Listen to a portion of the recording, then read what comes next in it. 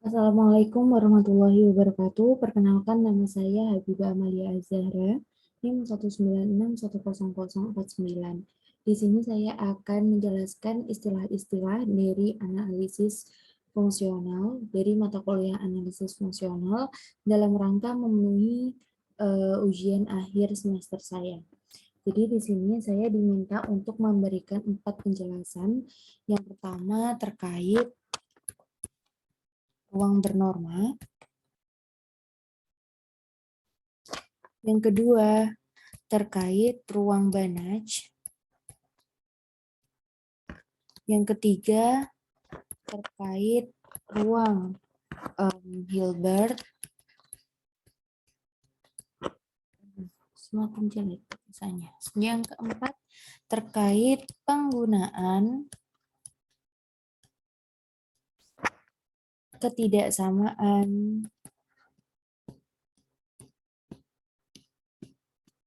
dari yang pertama itu ada ketidaksamaan namanya Cauchy-Schwarz.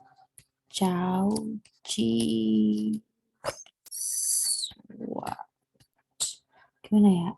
SCHARZ. Yang kedua ada ketidaksamaan Holder. Jadi kita akan membahas dua ketidaksamaan ini, penggunaan dari dua ketidaksamaan ini. Oke, lanjut langsung. Yang pertama ada yang namanya ruang bernorma, di mana definisi dari ruang bernorma adalah X merupakan ruang vektor atas lapangan K yang ditulis sebagai berikut. Jadi ini norm X didefinisikan dari X menuju R yang memenuhi N1 sampai N4. Kenapa dia dikatakan kenapa dituliskan N? Karena ini menunjukkan bahwa dia adalah syarat yang dimiliki oleh ruang bernorma.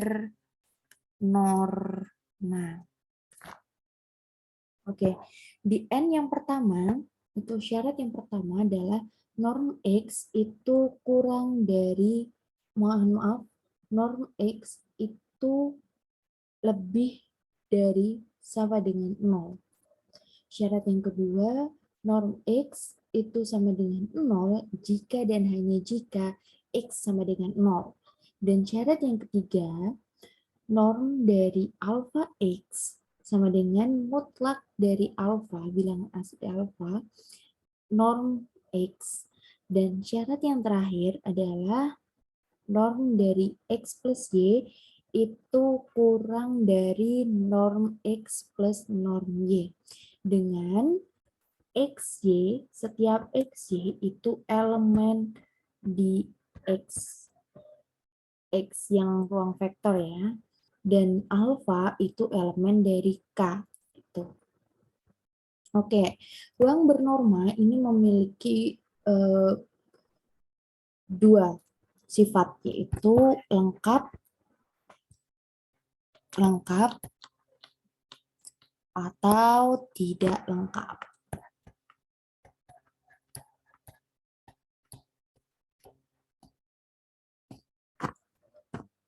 Baik, untuk lengkap, dia dikatakan lengkap, maka ketika suatu ruang bernorma itu dikatakan lengkap, maka namanya berubah menjadi ruang Banach. Karena definisi dari ruang Banach sendiri secara tidak langsung adalah ruang dengan norma yang memiliki sifat lengkap. Nah, definisi dari ruang Banach ini akan saya jelaskan di sebelah sini. Jadi, norma X dikatakan, maaf, tergeser seperti itu. Dikatakan lengkap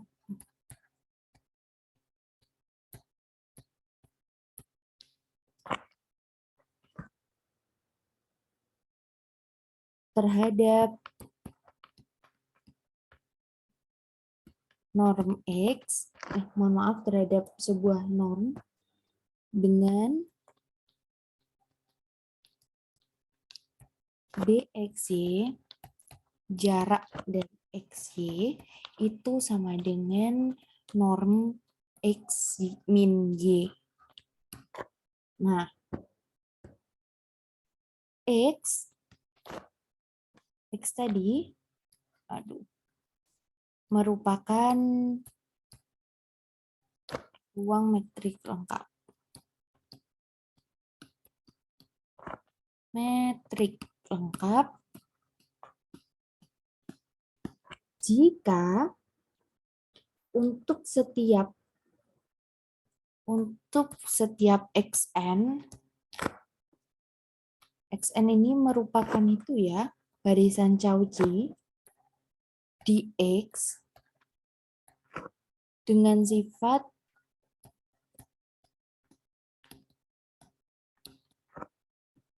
oke, kita tulis di bawah aja. Xn min xm menuju 0. Xn dikurangi xm itu menuju 0. Nah, dari sini terdapat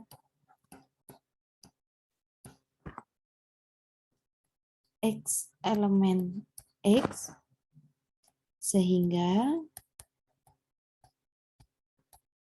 norm dari X min Xn ini menuju 0. Ini merupakan definisi dari ruang Banach. Nah, bagaimana ketika suatu ruang bernorma itu dikatakan tidak lengkap? Nah, suatu ruang bernorma tidak dikatakan tidak lengkap itu ada beberapa contoh. Yang pertama, jika C dari selang 0 sampai 1 dengan norm seperti berikut. Jadi norm X sama dengan integral dari 0 sampai 1 mutlak dari xt, fungsi xt, dt. Yang kedua, dikatakan sebuah norm dikatakan tidak lengkap itu ketika C pada selang A sampai B dengan norm norma X sama dengan kurung buka integral dari alfa integral dari A sampai B fungsi fx atau fungsi xt kuadrat dt tutup kurung pangkat setengah. Ini nah fungsi tidak lengkap ini atau norma tidak lengkap ini itu dapat dilengkapi dengan ruang barisan. Nah, ruang barisan ini yang dimaksud dengan ruang barisan ini yang ruang barisan itu kan ada dua ya. Kalau tidak salah ada yang L tak hingga dan ada yang LP. Nah, L tak hingga ini disebut tak hingga ketika P-nya itu sama dengan tak hingga gitu. Nah, tapi kalau dia didefinisikan dengan LP, dituliskan dengan LP, maka P-nya itu diketahui dari 0 antara 0 sampai tak hingga. Jadi seperti ini. Nah, kita bisa melengkapi tersebut dengan yang namanya ruang Lebesgue.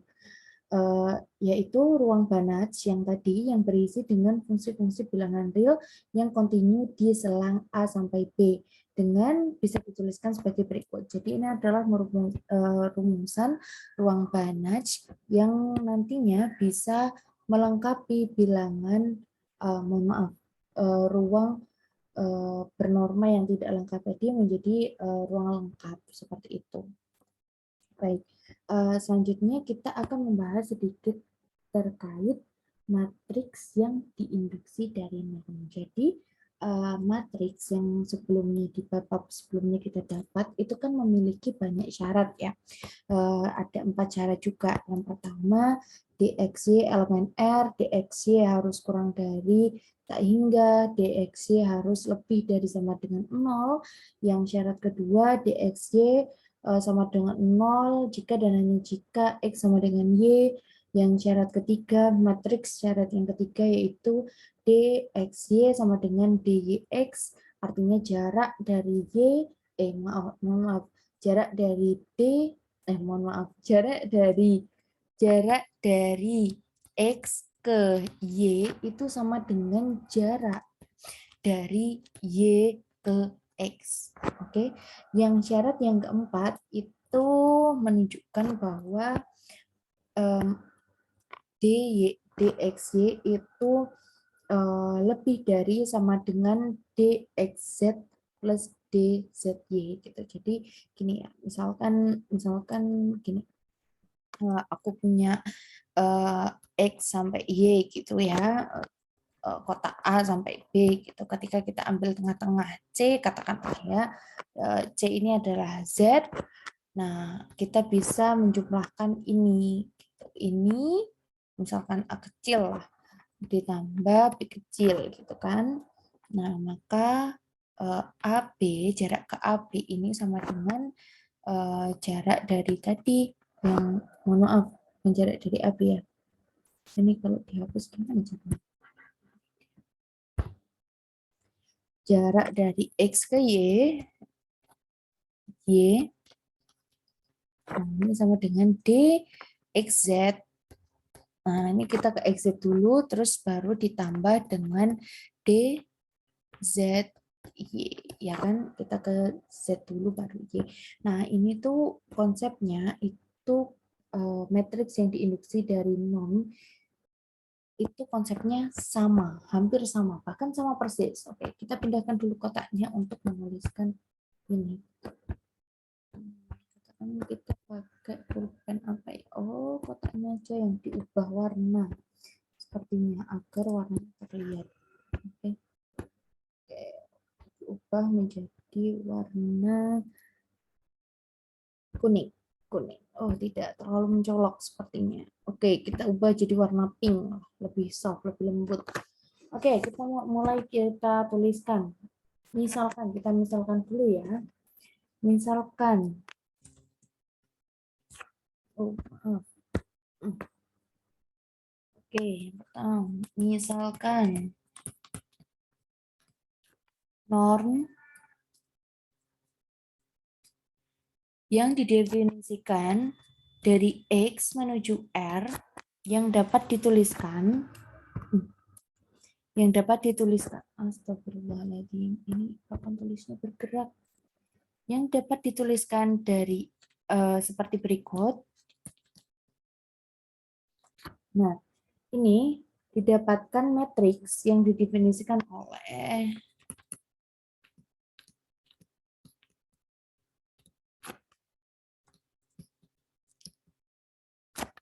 yang didefinisikan oleh DXY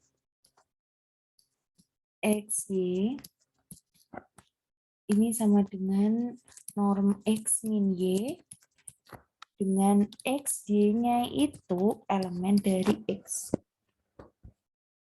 Nah, ini misalnya syarat pertama ya. Misalnya syarat pertama. Syarat pertama. Oke ya. Syarat pertama. Kita ambil di sini. M1. Kita ambil yang ini ya. Oke. D X Y sama dengan X min Y. Nah, ini bentuknya mirip ya. Ini. Makanya ini disebut matriks yang diinduksi dari norm. Oke. Nah, kita masuk ke syarat yang kedua. M2. Kita tahu bahwa DXY sama dengan, nah ini kurang satu. Norm dari X min Y itu sama dengan 0 jika dan hanya jika X, keluar ya ternyata ya. Sebentar, saya set dulu. Jika dan hanya jika X min Y sama dengan 0.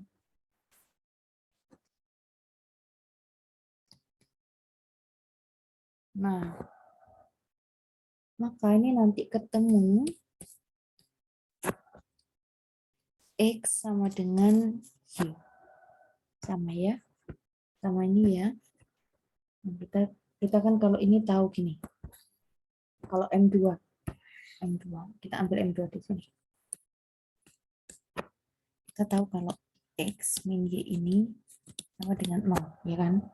Maka kalau misalnya kita masukkan gini, X min Y itu sama dengan 0, ya kan? Kita induksi dari sini tadi. Nah, setelah itu X, yang Y kita pindah ruaskan ke kanan. Ya, jadi Y, X sama dengan Y. Begitu juga dengan M3. Jarak dari mohon maaf, jarak dari X menuju Y itu bisa dituliskan sebagai berikut. Jadi, min 1, Y, min X sama dengan tidak rapi.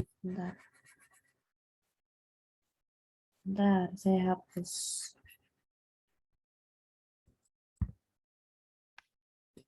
M3 DXY sama dengan min 1. Ini norm ya. Y min X. Kenapa begini? Karena ini Y min X-nya ini, nah ini nanti ini didapat dari X min Y, X min Y. Setelah itu minusnya dikeluarkan, kan? Minus dikeluarkan jadi hasilnya seperti ini ya. Nah, karena ini kalau saya taruh depan jelek, jadi saya tuliskan Y min X. Nah, setelah itu saya masukkan 1, karena 1 ini tidak berpengaruh. Ya, jadi sama saja kan, seperti ini. Oke, kemudian kita lanjutkan. Ini sama dengan berapa kalau ini? D, oke, sama dengan Y min X, ya kan?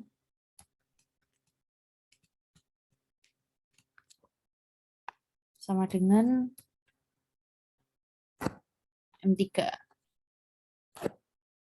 Bagaimana dengan M4? M4 juga sama. M4 juga sama. Oke, mari kita tulis M4 di sini. Ini dihapus dulu. Mari kita tuliskan M4 di sini.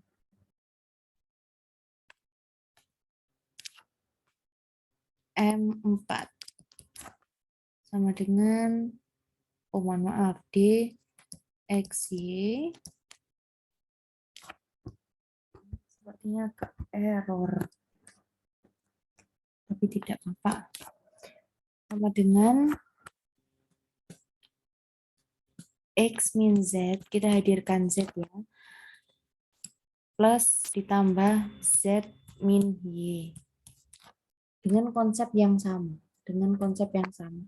Dengan yang di sebelah ini kan juga seperti itu ya. X plus XZ ditambah ZY gitu kan. Ini juga sama dengan konsep yang sama. Karena ini kenapa tidak dikurang atau apa? Karena ini merupakan jarak. Jadi sama aja dengan dia jarak X sampai Z, ya kan? Nah, kalau kita mencari jarak kan dikurangi ya. Gitu. Nggak ada yang jarak yang ditambah, dikurangi pasti. Jadi kita tuliskan di bawah. X min Z plus Z min Y. Nah, ini sama dengan DXZ plus DZY. Ya kan? Ini konsepnya sama persis dengan konsep matriks yang ada di sebelah. Jadi seperti itu. Oke, baik. Karena kita sudah cukup waktu untuk ruang bernorma dan ruang Banach, saatnya kita masuk pada ruang Hilbert. Oke, ruang Hilbert atau pasangan ini disebut dengan sebagai ruang hasil kali dalam. Nah, di ruang hasil kali dalam itu kita dapat mendefinisikan yaitu norm X sama dengan kurung siku X. Oh, mohon maaf, ini simbolnya kurung siku, namun kita tidak membacanya dengan ruang siku. Tapi kita bisa membaca dari inner produk dari XX pangkat setengah seperti itu. Nah, ini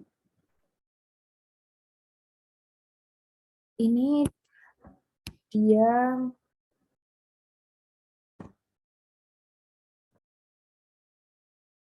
Ini itu sudah memenuhi 3 hal. Yang pertama,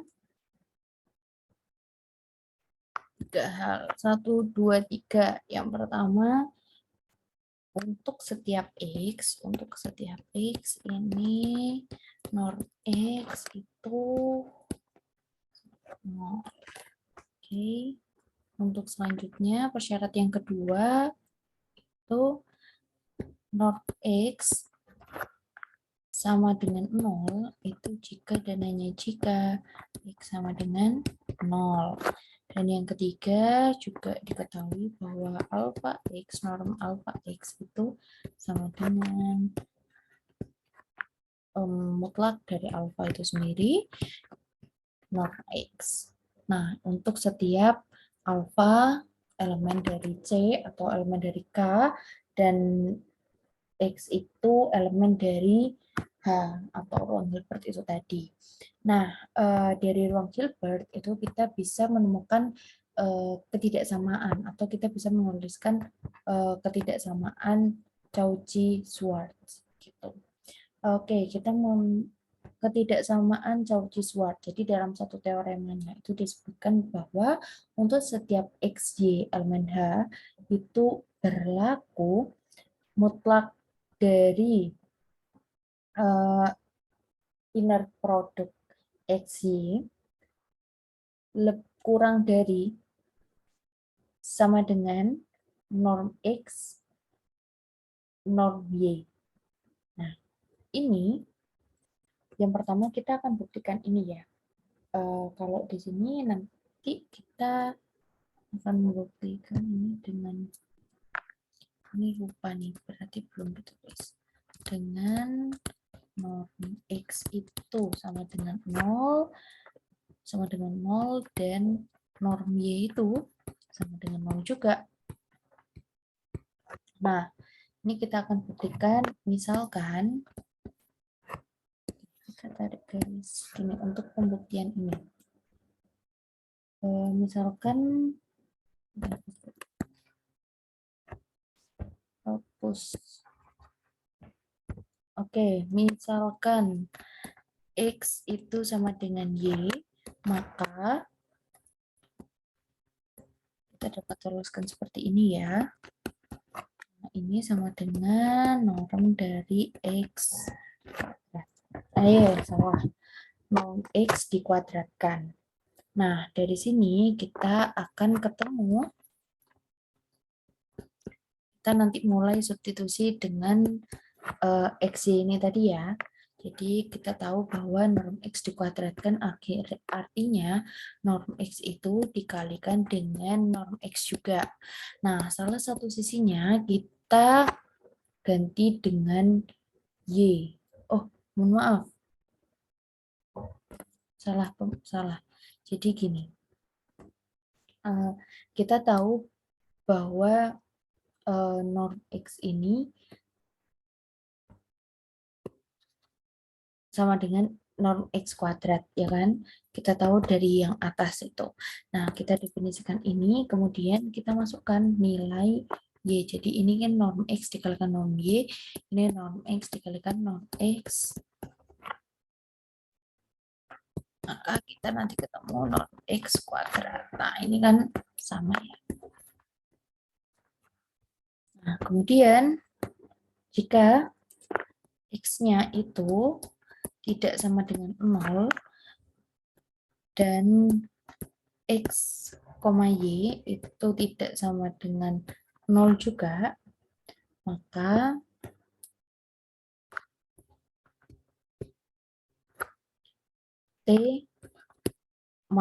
Z sama dengan TX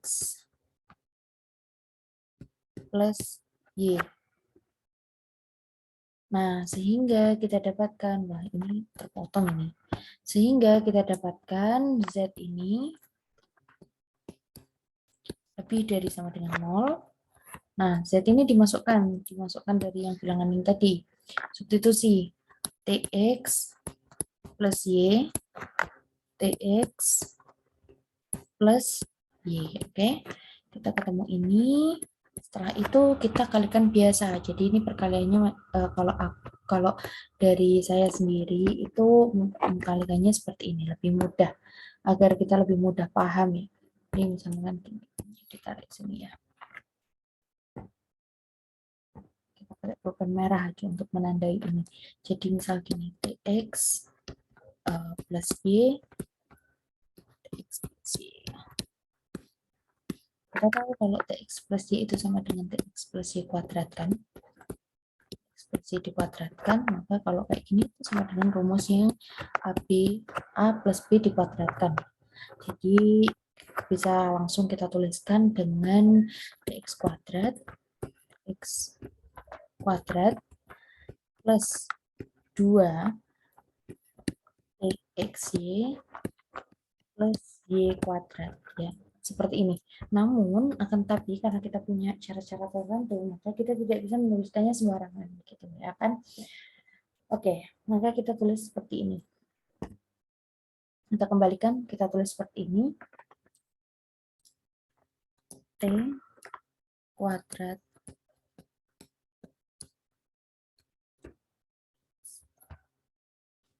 ditambah 2T inner product dari XY ditambah dari Y. Ya kan? Nah, kita punya seperti ini. Oke. Kemudian, misalkan ini kita ubah menjadi A. Maaf, sepertinya terlalu panjang. Misalkan ini kita ubah menjadi A, ini kita ubah menjadi B, dan ini kita ubah menjadi C. Maka kita punya persamaan lain, yaitu AT kuadrat plus 2BT. Maaf, ini duanya ikut, jadi gini. Gini. Mari kita hapus. Hapus, duanya dipindahkan ke sini. 2. Nah, setelah itu ini dipanjangkan. Nah, oke, jadilah seperti ini. Plus C, kita punya persamaan seperti ini. Nah, dikarenakan berdasarkan yang kita telah ketahui sebelumnya, jika kita punya fungsi kuadrat yang nilainya itu non-negatif, maka hal ini akan terjadi jika dan hanya jika D atau determinannya itu lebih dari sama dengan 0. Jadi karena ini non negatif, maka D itu pasti, salah lagi. D itu pasti lebih dari.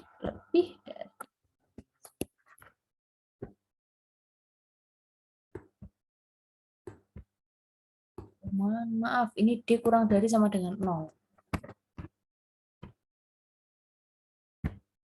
Oke, karena D kurang dari sama dengan 0, maka kita masukkan D-nya. Rumus D itu sama dengan D kuadrat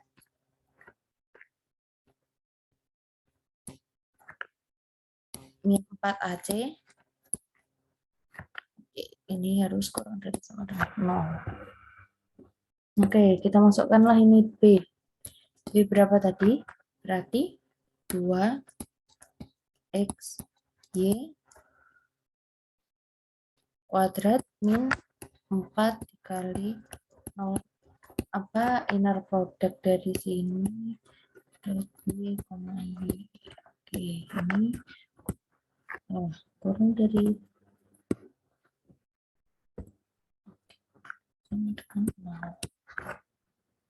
ya, nanti hasilnya bla bla bla, nanti hasilnya ke bawah kalau dihitung. Oke, mari kita hitung bareng aja. 4 XY kuadrat min 4 X Y 0 kemudian kita hitung ke bawah lagi, kita sederhanakan sampai sesederhana mungkin. X.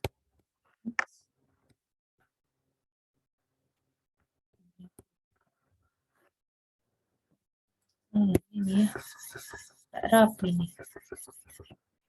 Kalau ini dikurangi ini, yang ini dikurangi ini, maka ketemunya adalah X kuadrat, salah, X ini tetap masih belum dikalikan dengan Y. Kita tetap tuliskan Y. Oke, masih belum ketemu.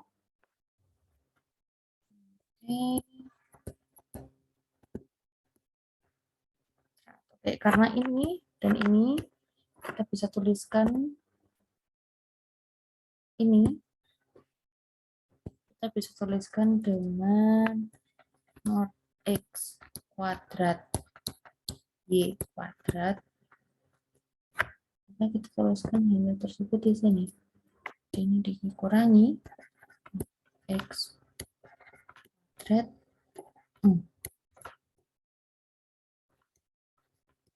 Y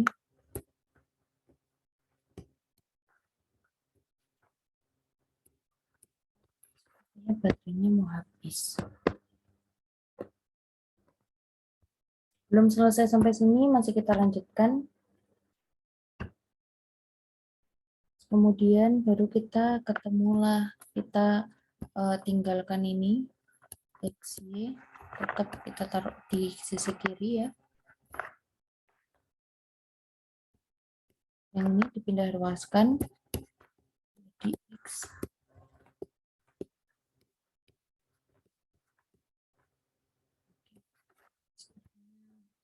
Susah. Oke, karena kita bisa tuliskan seperti ini.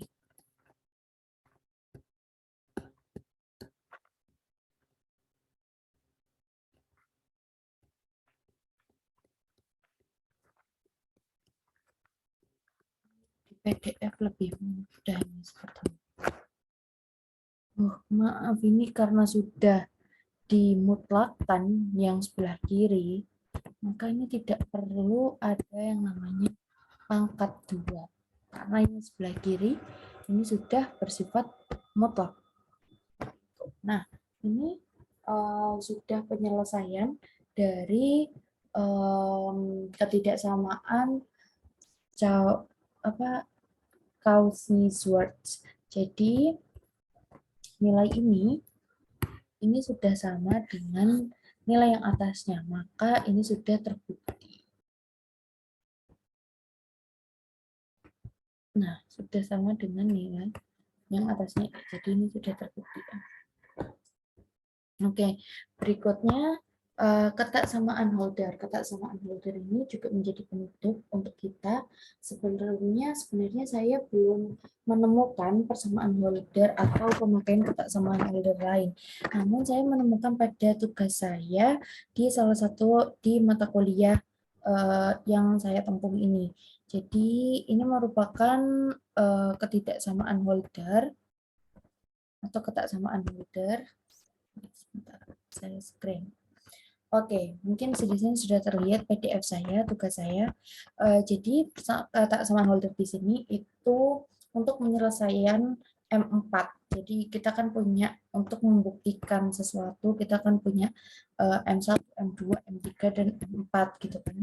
M1 kita sudah membuktikan, M2 sudah, M3 sudah. Ini berdasarkan sifat nilai mutlak kita bisa buktikan itu. Buktikan yang 3 tadi sudah memenuhi lah.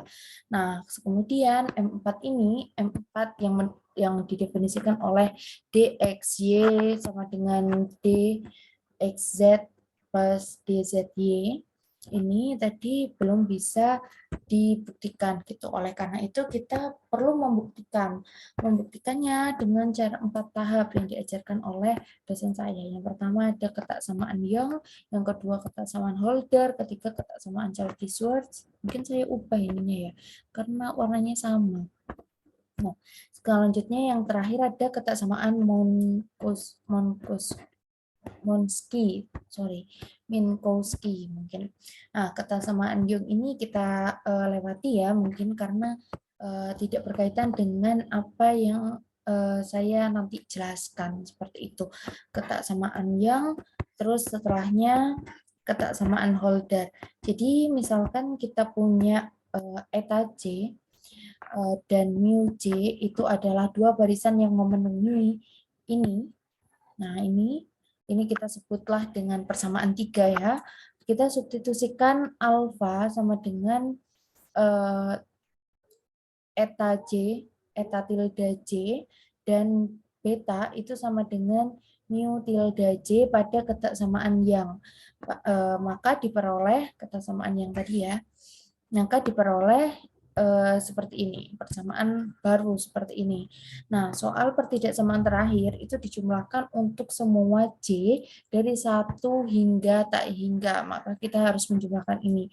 Dan kita substitusikan persamaan 3 ini tadi ke persamaan 1 yang telah didefinisikan di persamaan yang. Atau ya ini persamaan 1. Jadi ini persamaan 1 per P plus 1 per Q sama dengan 1. Ini persamaan 1. Kemudian kita punya hasilnya ini. Hasilnya adalah sigma matriks dari eta tilde J, mu tilde J kurang dari sama dengan sigma dari eta tilde J pangkat P per P ditambah matriks dari sigma dari matriks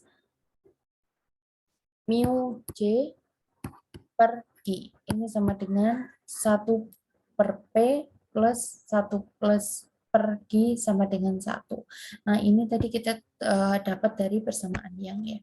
Oke, untuk selanjutnya, untuk sebarang barisan tak 0, X sama dengan eta J, elemen LP. LP ini merupakan ruang barisan di mana P itu bisa didefinisikan dengan di mana nilai P itu 0, mulai dari 0 P sampai kurang dari tak hingga ya. Dan Y itu sama dengan mu J elemen LP. Nah, ini didefinisikan dengan ini, maka kita definisikan satu-satu. Kalau eta J, eta tilde J itu sama dengan sekian, kalau mu tilde J itu sama dengan sekian. Nah, setelah itu perhatikan bahwa bentuk persamaan dua persamaan ini itu memenuhi persamaan berikut, yaitu persamaan ini yang kita bisa tuliskan seperti ini. Nah, setelah kita dapatkan, maka ketika kita sederhanakan, itu kita menemukan kesamaan Holder. Untuk P lebih dari 1 dan 1 per P plus 1 per Q sama dengan 1. Nah, hal ini sama dengan ini. Syarat dari sini. Nah, ini sama persis dengan syarat ini. Mungkin itu saja presentasi dari saya. Kurang lebihnya saya mohon maaf apabila salah kata, salah pemahaman, dan apabila dalam presentasi ini terbilang terbata-bata. Saya mohon maaf. Sekian dari saya. Wassalamualaikum warahmatullahi wabarakatuh.